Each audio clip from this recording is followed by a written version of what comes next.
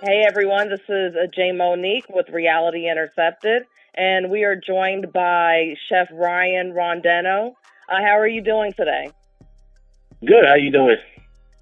I'm pretty good. How's it shaking out there in LA? It's moving and shaking. It's starting to jump in the spring out here, so it's starting to warm up a little bit.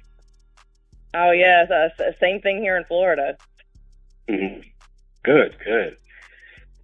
So lot of good food coming into the spring. A lot of good citrus that's hanging on too. So looking forward to seeing what's new, what's fresh. Oh yeah, I bet that's definitely exciting. So why Yeah. did you decide to become a chef? Like, what drew you into the culinary field? I've always, I've actually always been around food. My grandfather cooked, aunts, uncles, they all cooked. When I was growing up, so you was always dealing with something pertaining to food. So it kind of stuck with me, and I just gravitated to it and decided to choose it as a career. Okay, nice. So how old were you when you cooked your first meal? Uh, well, I was 10 years old when I cooked my first meal. Uh-oh. Yeah. I Oh, was so you weren't 18. playing around. Nah, it was early. It was early. I was I was 18 when I cooked my first Thanksgiving. You know, um, family, they just they took the belt off, so you can do it, you can have it, it's yours. So it was a lot of work, but it was a great experience. Oh, I bet it was. And I mean, that's really admirable. Hats off to you. 18 years old and you prepared the whole Thanksgiving dinner. You got a lot of 30 and 40-year-olds right now that can't even say that to this day. Exactly, exactly. Like, they're I know, still but I looking up, mean, okay, how do I cook this turkey?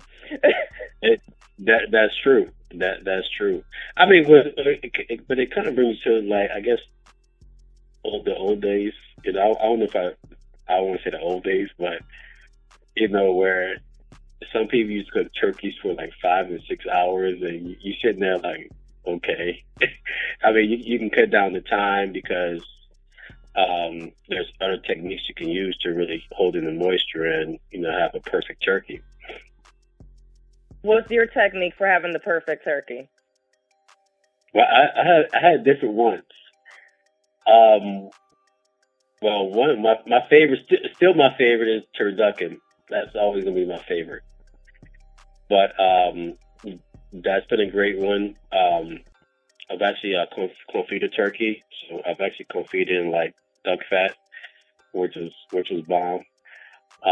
Smoked turkey. So those are some techniques that really help cut down the time. But even last year, we I was able to spatchcock a turkey. So you take the backbone out, and the bird is butterflied. So instead of cooking the bird in 3.5 hours, cooking the bird in 2 hours. Wow, So that's a really short time.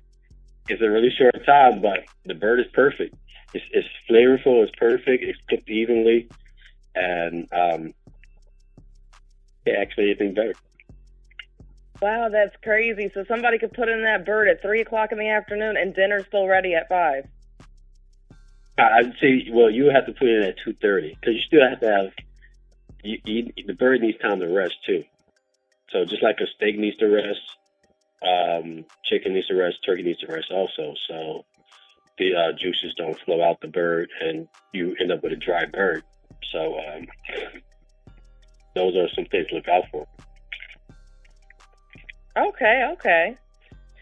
So what's one ingredient that you can't live without? Um, Butter.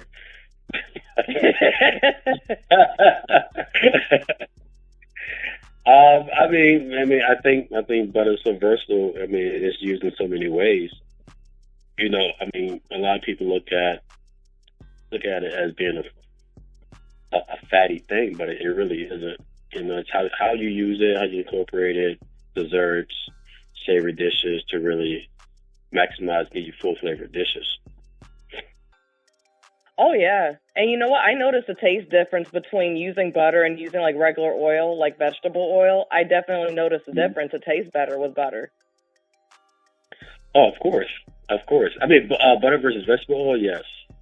Now there are some olive oils that have a, a butteriness to it, but you can get away with both. Sometimes you can add both. You can add olive oil and butter to your dish to start your dish to really get a better flavor also. So if you're making something like, let's say you're making a pasta or something like that, you can start with a little olive oil, a little butter, add your shallots, your garlic, then you really start to build your pasta to create something magical. That sounds delicious. It's dinner time. Come on. Yeah, that is true. So what do you feel are the best food and wine pairings? That's a hard because I guess it depends on what you eat. I don't know if there's a best food and wine pairing, but I guess it depends on what you're having for dinner. Say seafood. I love Sauvignon Blancs with that because it blends well. You know, the crispness of the wine. You get the aromas of apricot, some citrus, sometimes some pears, sometimes some apricot. So it just depends on what you're eating and how that dish balances well. Yeah, that's definitely true. So what's your cooking specialty? Cajun Creole is my cooking specialty. You know, I'm from the Yummy. South, born and raised. You know, from Louisiana. So that style will never leave me. You know, even if I'm cooking another style, another cuisine, you may sense some sort of Creole aspect of it within that dish. So it's like it helps me just by being in California or being in different states. It helps me create something new. If I'm doing, say you're doing Asian, say you're doing Mexican, you can incorporate a Creole style to it and create a whole new dish for whoever's eating that dish. Oh, that's So what's up though. That sounds delicious too. You're just making me hungry over here. hey, it's dinner time. And it's dinner time. So I where are mean, you at now in your career? where am I at now? I'm at many places right now. I'm working for myself, um, doing parties all over the place, dinner parties in California, Los Angeles area. Um, I do meal prep for guests also. We compete doing different competitions around the USA.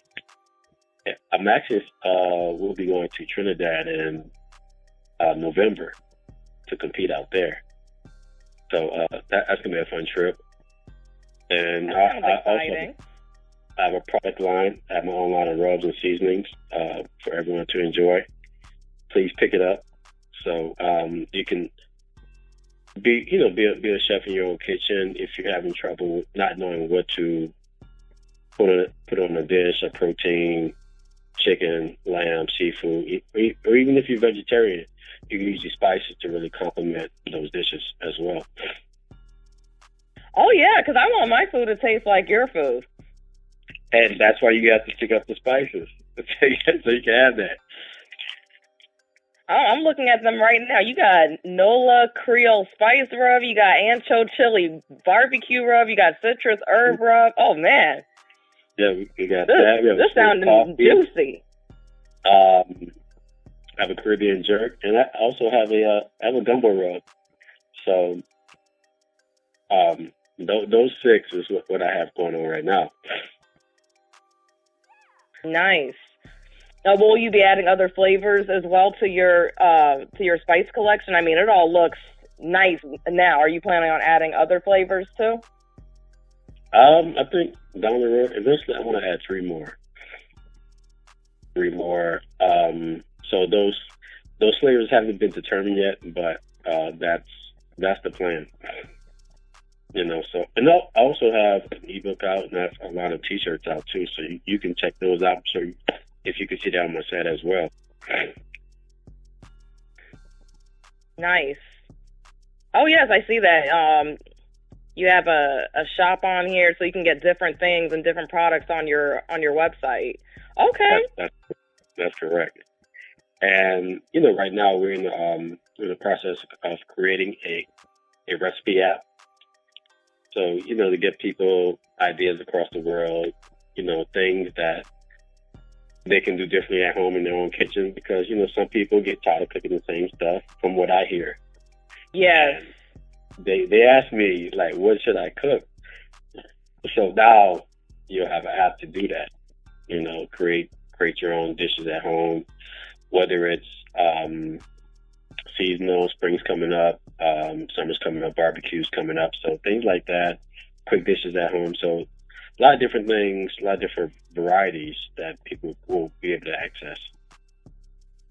Oh, that's what's up.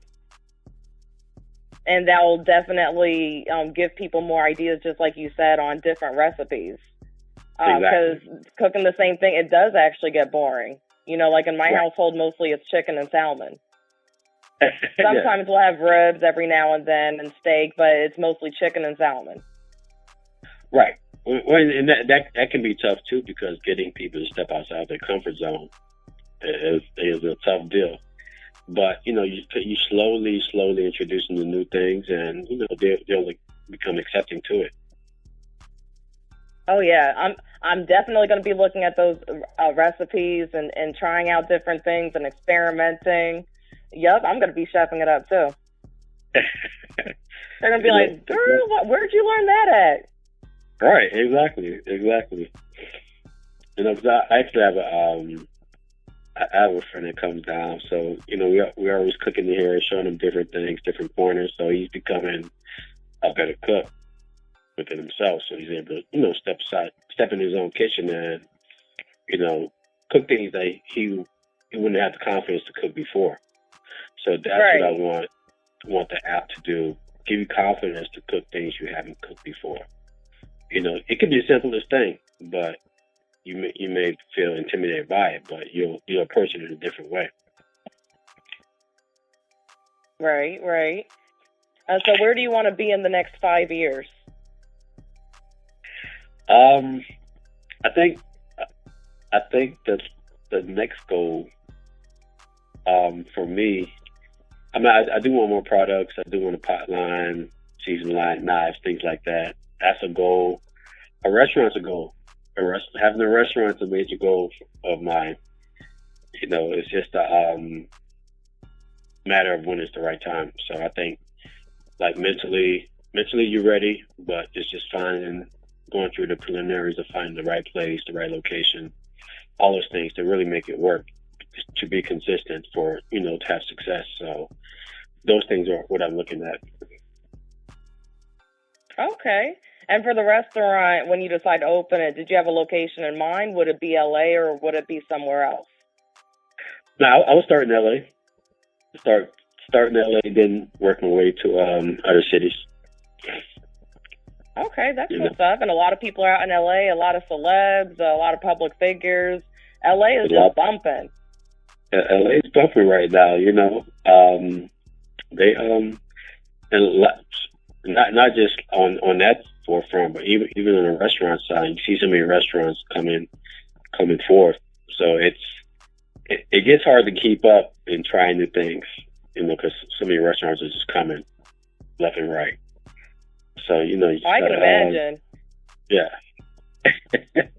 And y'all got restaurants for like probably every single thing that people wouldn't imagine. Like anything that they want to eat, they can have. Like Italian, Mexican. Yeah. What are the other ones I can't think of? Yeah, you have Israeli, you have Mexican, you have Peruvian, what? You have Japanese, Asian, Vietnamese. The list goes on. French, of course. You gotta have Italian. There's even some Creole restaurants. Not many Creole restaurants, but there are some. So it gives me an opportunity to really want to open a Creole restaurant here, but do it in a whole different manner. Now that is a place to be at. So when you go and eat at somebody else's restaurant and you go out to eat, like since you are a chef yourself, are you maybe critical of the food that you eat? Like, you know what, they should add a little bit more of this and that to this plate here. Sometimes. I mean, I try to look at the restaurant as a whole because it is. I mean, each time you go out, it's a learning experience because you always have a vision of, okay, if this was my restaurant, how would I do it? So you look at that. You look at the food aspect. You look at the service.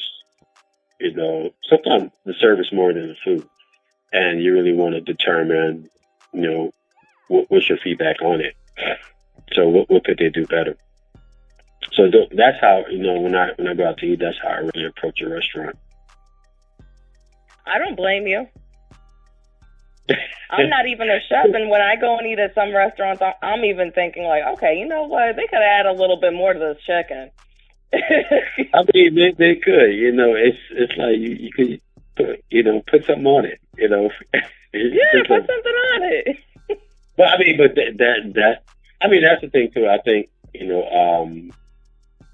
food will tell on you. Food will tell what kind of day you're having. Yeah, sure will.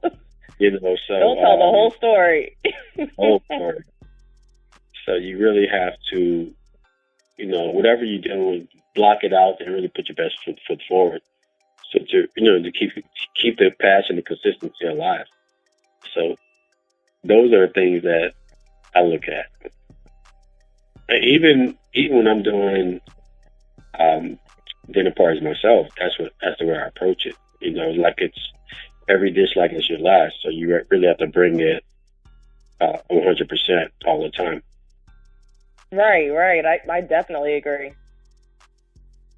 Can you share some of the best and worst times of your journey, like your culinary journey? I think the best is now. You know, I'm really enjoying everything that's coming to the forefront, coming to fruition. You know, you put in the work, you've worked so hard to really accomplish the goals that you set out to achieve.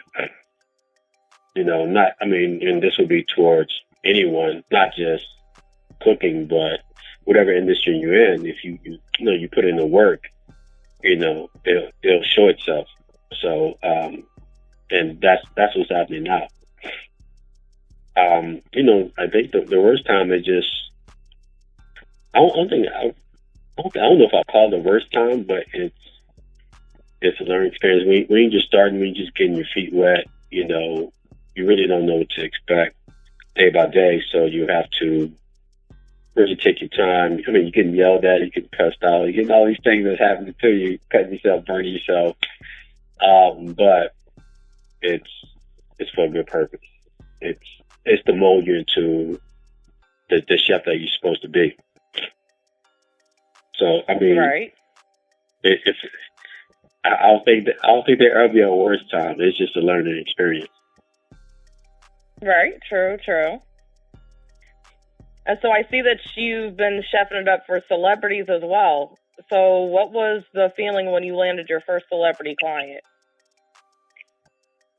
It was surreal. I mean, it was very surreal. I mean, I was coming from just moving from Atlanta, you know, just looking for a job.